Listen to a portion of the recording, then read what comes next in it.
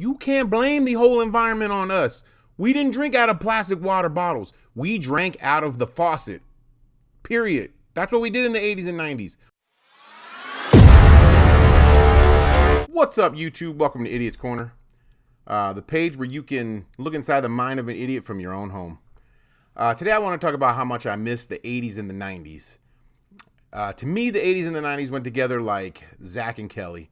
And if you don't know who that is, then you're not from the 80s and the 90s.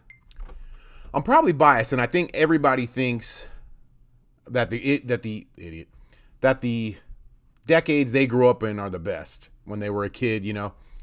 I know a lot of older people used to tell me how great the 50s were and the 60s. And to be fair, I can probably only actually comment on I don't know why I keep saying idiots, the decades I grew up in and that I actually remember. Like, I was born in the 70s, but I don't really remember any of it, of course, because I was a baby, obviously. But since this is all based on the opinion of an idiot, I'm going to say that just based off what I know about the other decades, I grew up in the best ones. Don't get me wrong. The 50s and the 60s look like a great time to grow up in, especially compared to these newer decades. But they missed out on a lot of great inventions that we had, like the Walkman, cable TV, VCRs, the Transformers, Voltron, Star Wars, air conditioning, and I would name things like the telephone and TVs in general, but technically they were around, just not as available. Not everybody in the 50s and 60s had a TV. Now, as far as the last few decades, the 2000s and the 10s, you can say that they had inventions that we missed out on the 80s and 90s, but I would argue that some of those inventions that have come about just recently have had a negative impact on these kids. For example, in my generation, some would say TVs were the downfall of my generation because it turned kids into couch potatoes. But for me, before and after school was the only time that they had on shows for kids. We didn't have round-the-clock networks like they do now, especially if you didn't have cable TV. And I didn't have cable TV. And a lot of my friends didn't. Only like some of the higher-end friends, higher income friends, I should say, had cable TV. And I had some relatives that had it, but I didn't have cable TV at my house. So after school, we watched a little bit of TV, maybe a half hour or so while you did homework. And then we went outside and played till dinner time. But if you didn't have homework, we just went right outside and played. The best day for an 80s kid to watch cartoons was Saturday morning. That's when all the best shows were on. There was Justice League, Spider-Man and His Amazing Friends with Firestarter and Iceman. Firestar and Iceman. That was a good one. He-Man. Who didn't lose their mind when He-Man came out and held that sword over his head and said, "I have the power." By the power of Grayskull.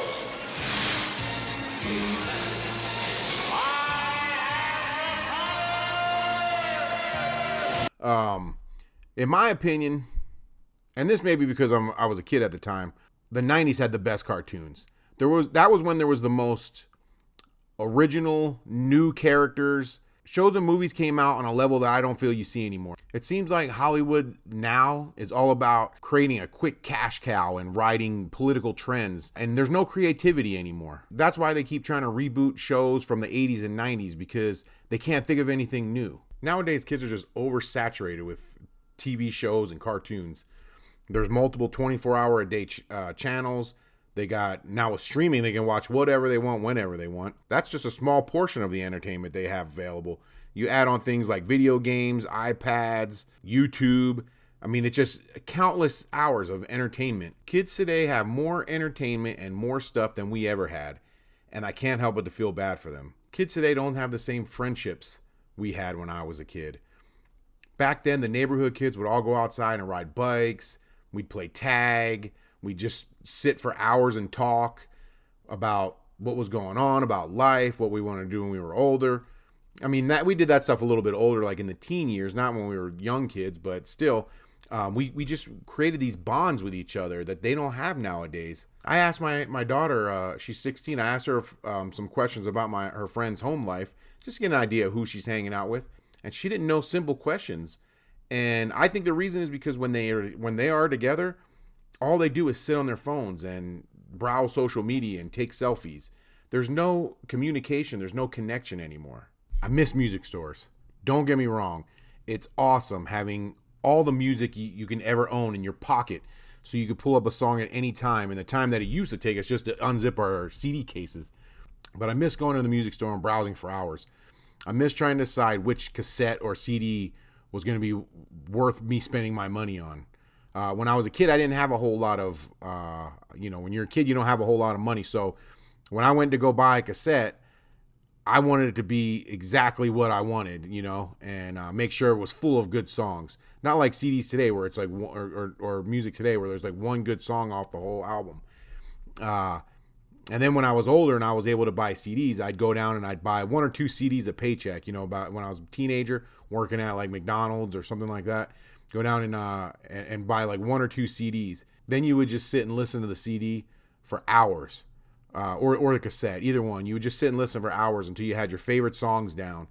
And it was different than just what they played on the radio. There was a lot of, especially for rap, there was a lot of songs they didn't play on the radio that were really good, sometimes better than what they were playing on the radio. They weren't as watered down.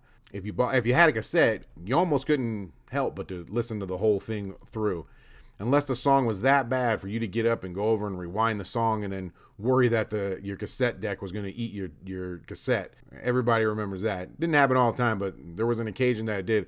And I had like older cassette decks, if you had an older one, and that you always worried about rewinding or fast forwarding what it was going to do to your cassette. I was really into rap. I think my first cassette was LL Cool J, Bigger and Deffer. As far as I can remember, that was my first one. Before that, I just would record songs off the radio, and you'd have to sit there by the radio waiting to press record when the one of your favorite songs came on. Then you hope the DJ didn't talk over it or in the beginning or the end. Then they came out with double deck cassette decks, and you could just leave it recording for hours, leave one side recording for hours. Then you'd go back and you'd pull the songs off of one cassette that you liked, and you'd put them onto another cassette, and you'd make yourself like a little mixtape. I'm not going to get into it because I can almost do a whole video off of this topic, but I feel like today's music sucks, especially rap. I remember when I was a kid, my family coming down on me for liking rap and for listening to rap, and a lot of my uncles were like, that's not real music. All they're rapping about is what they're doing. I went to the store. My uncles would say the same thing. I bought a gallon of milk. Anybody else have their relatives say that to them? But to me, back then, rap music was, especially for me, I grew up broke, my single mom, and they rapped about being broke and stuff like that. And I could really relate to it. And I felt like there was a lot of feeling in it that you don't have today. Today, all the songs are just the same old garbage. There's some good beats, but they rap about stuff like having a lot of money and doing stuff that I can't relate to nowadays, but I don't think I could even when I was a kid. Today's rap is mostly soulless garbage. Like I said, there's some good beats, but that's about it. I miss the 90s grunge too. I really like the 90s grunge phase. Still listen to it a lot. Today's music just seems like it's all hip hop or pop, and you could barely tell the two apart. Scared Silly, starring Ronald McDonald and the Chicken McNuggets. Ronald, nice to see you in this neck of the woods. Come on. What are you making? We're scaring up secret sauces. For dipping. We had the best holidays in the 80s and 90s, especially Halloween. I remember as a kid, you could go in your neighborhood, you could fill a whole pillowcase with candy. Every house was decorated. It was really cool. And nowadays you go out and in my neighborhood, you can walk a country mile before you get to a house that has a light on that's giving out candy. It's just not the same anymore. Today, Halloween is just about girls dressing slutty, going to parties, and posting pictures on social media. Christmas is not the same Christmas it was when I was a kid. Ever since these secular groups started crying about Christmas and stripping out any religious meaning in the holiday, we're left with a empty husk of what we had in the 80s. It's no longer the holiday of peace on earth and goodwill towards men. It's now the holiday of Black Friday starts early, so get what you can. We had Christmas parties at our school that were decked out in Christmas decorations. Decorations that could actually say Merry Christmas on them. Our neighborhood stores and malls were saturated with Christmas spirit. And our decorations were just that, filled with spirit, life, and tradition. At my house, my tree had decorations from when my grandmother was a kid, when my mom was a kid, and it was passed down from generation to generation and mixed with our own decorations that we received, me and my sisters, from either family or friends. And I still have a lot of the decorations and put them on my tree to this day. And you just don't see that anymore. In comparison, today's decorations are so lifeless and generic, like a cold, sterile hospital. Starcourt Mall. Speaking of malls, I miss them too. When I was a kid, the mall was like this social hub that different teens from different parts of town would go to and meet up. You'd be with your group of friends. There'd be other group of friends from another school. As a guy, that's where we would go to meet girls, at the mall. Either girls that went to different schools, or girls that you just didn't have a chance to talk to at school, or the best part, girls that didn't know any maybe embarrassing things that happened in your back, like you peed your pants in 3rd grade. We would work on our social skills and compete for phone numbers back then. And but you know what? Malls were different back then. The malls had arcades, music stores, specialty stores that we would browse for hours, like Spencer's Gifts. Who would go in there and play with all the stuff they had in Spencer's Gifts? I don't know if they still have those at the mall. I haven't really been to the mall in a long time. They had movies, some had skating rinks, and almost all had the food court where everything went down. The food court is where most of the kids would meet up. You'd be eating one of those pretzels or a hot dog on a stick, and which is really a corn dog. I remember many times of rejection and success talking to girls at the food court. Nowadays, kids do all their socializing on social media. Don't get me wrong. I understand. I get that it's a good tool. Like, I'm not wanting to stay in the Stone Age. The problem is it's replacing all forms of socializing for kids. There's little to no face-to-face talking or rejections. And that may sound like a good thing, but we need rejection to grow as human beings. When my nephew was a kid, he would go on MySpace and he would put up a post, who wants to get with me, or who thinks I'm cute?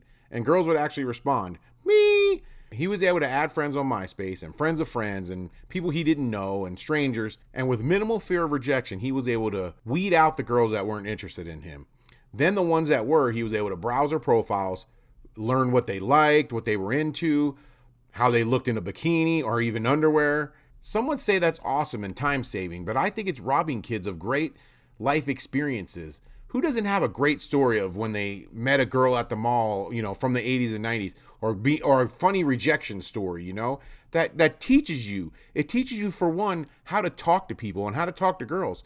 Most girls, in the 80s and 90s, you couldn't go up and say stuff to like some of these guys say on social media. You couldn't, nowadays everybody's just sending pics of their junk and hey, let me see your boobs, send me some nudes. You learned how to talk to girls back then. You didn't talk to them like that. You had to develop character. You had to develop a personality that these kids just aren't getting to do anymore. It's no wonder kids today are so much more afraid of rejection and failure. Maybe I'm just holding on to the past. Maybe every generation goes through this where they feel like the next generation is missing out on what they had. Like, we had a lot of stuff in the 80s and 90s that weren't great. We had AIDS, that whole AIDS epidemic. A lot of people died from that. I mean, a lot. Not that AIDS is completely gone, but every year since like 97, it's dropped dramatically, a lot. Crime, and especially violent crimes, is down since the 90s. The crime rate peaked about when I was in high school, and it's went down to way less than half of what it was back then. I remember when I was in high school in Southern California in the early 90s, late 80s, everybody wanted to be a gangster, including myself. There was a thug life trend that was just sweeping the nation, and all of a sudden it was dangerous to wear certain colors. I don't know why I said it like that. Certain colors, depending on where you went. Gangster rap was really getting popular, and there was a bunch of gang movies that came out that were really making it look like being a gangster was cool. Now, I know in certain areas gangs have always been around, but in the early 90s, it spread everywhere.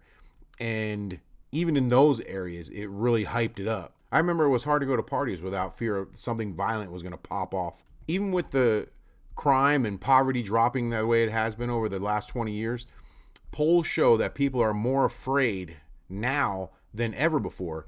And if anybody has that crime reporting video doorbell app, The Ring, they could tell you it's true. It's a testimony to it. The app is meant for people to post things that happen in their neighborhood, crimes, stuff to look out for. Usually it's videos that you've actually caught on your video camera, but most of the videos up there are just people knocking on other people's doors. I mean, you could tell most of them are salespeople, but everyone's so paranoid that they're like, why is this guy posting? Does anybody know this guy? It's like, it looks like he works for the cable company. I don't know, like, if they think people, I'm sure it's happening. People are dressed as salespeople and going to people's houses, but just the volume of it that you see on the Ring app is astounding. I can only explain this surge in fearful neighbors as a result of fear mongering done by media.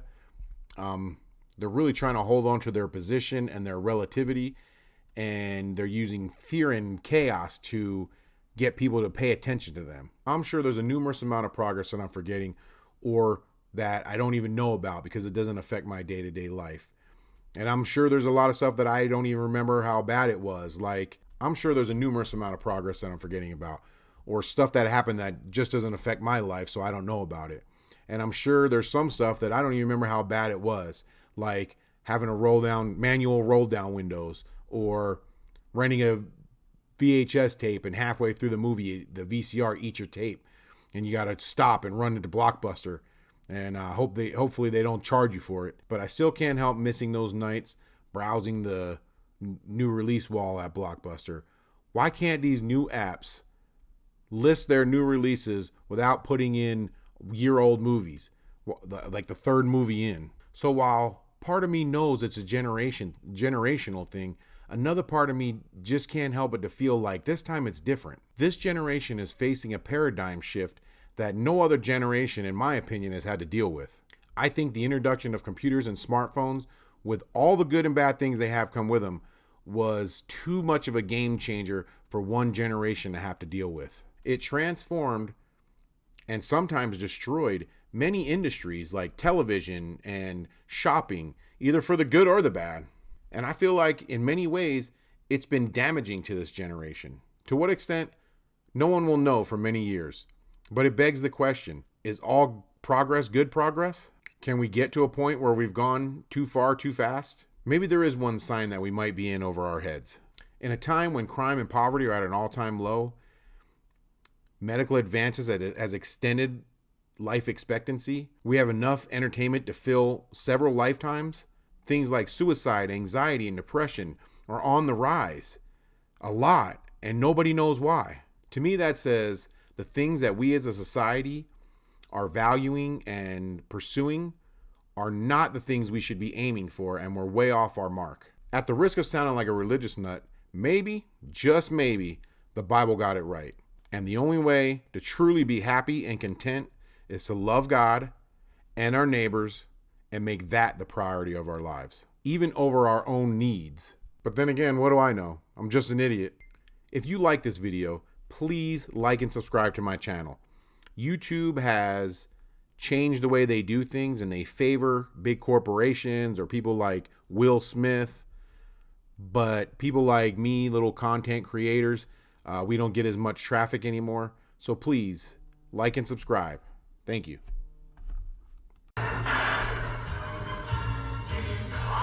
I have